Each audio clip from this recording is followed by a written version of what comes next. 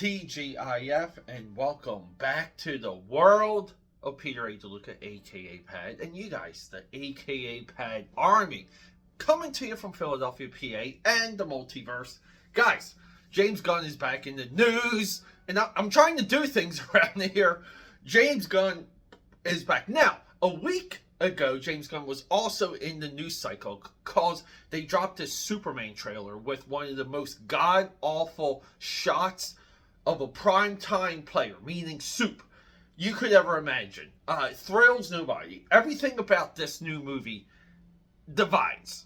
That, it's not outrage marketing. This is, so, and just to catch you guys up, we want to know who these people are. See, I don't know James Gunn, right? I get it. He has a Twitter. Sometimes he responds to things. He's already been on record of lying about Supergirl being in the movie, even though as soon as she was cast, everyone jumped on that she was going to be in Superman. He lied about that. So, but further going back, a lot of this James Gunn discourse really comes from his fallout with Disney around the time where he was originally gearing up Guardians of the Galaxy 3.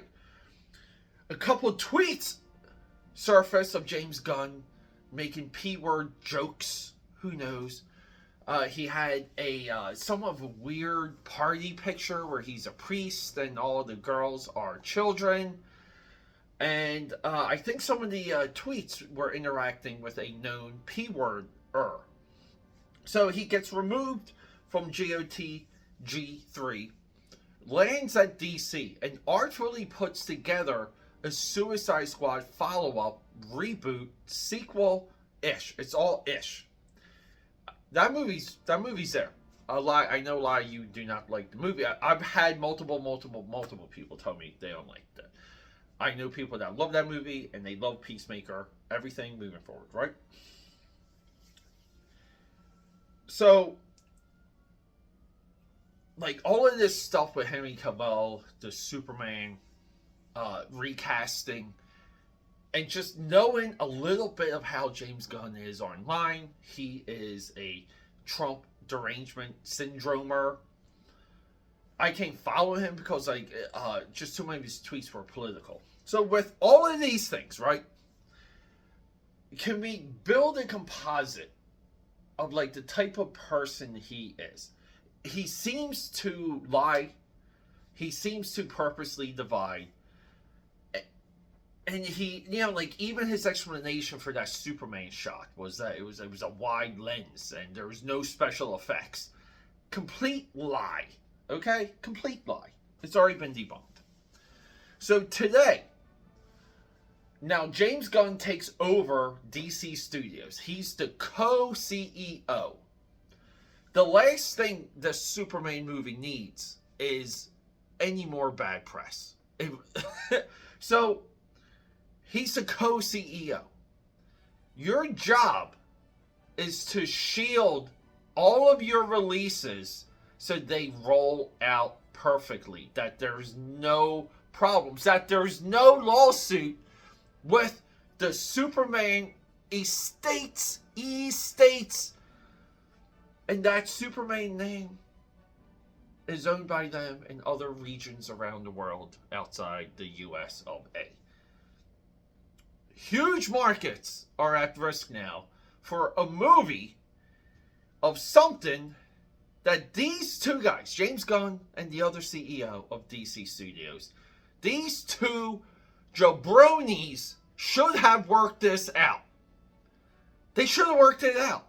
There's no explanation. I get it. People are reporting, they're drilling more or less in, like a lot of the reporting today, people are drilling into what's at stake territory-wise.